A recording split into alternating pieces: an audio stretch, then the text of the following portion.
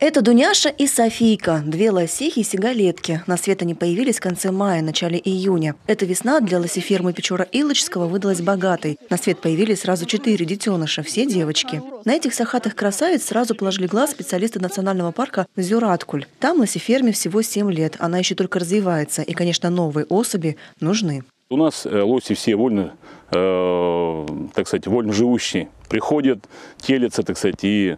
Но вот еще вот предстоит все-таки и доение, как у вас. И дальше хотим все это направление развивать. В основном это, конечно, рекреация. Нас посещает порядка... Сегодня вообще парк посещает порядка около 100 тысяч человек. Я еще раз говорю, что это идет в таком, хоть и горно-лесная такая, горно-таежная зона, но рядышком такие города, и народ просто едет очень хорошо. В самом Печора-Илочском отмечают, практика передачи лосей в другие заповедники и парки существует с давних времен. В советские годы процесс был поставлен на поток. В 90-е случилось затишье, но в новом тысячелетии спрос на сахатых снова появился. Так только за последние годы лоси из Коми отправились на Енисей, Красноярский край, а еще в Кузнецкий Алатау. Ну вот за этими Кузнецким Алатау я слежу, периодически названиваю им, спрашиваю.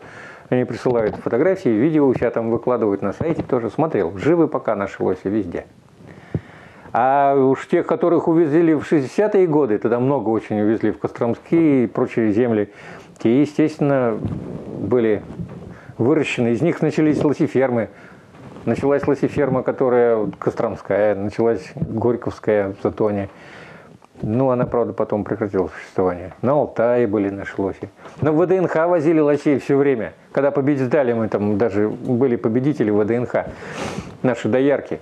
А все потому, что лосиферма в Печора-Илочском заповеднике уникальная. Она первая в мире. И здесь, как нигде, знают, как одомашнивать лосей и выхаживать даже тяжелых малышей. Для местных технологов они словно родные дети. Ласковые и такие доверчивые. А потому, хоть и сама процедура передачи лосей здесь уже достаточно привычная, тем не менее, без слез не обходится.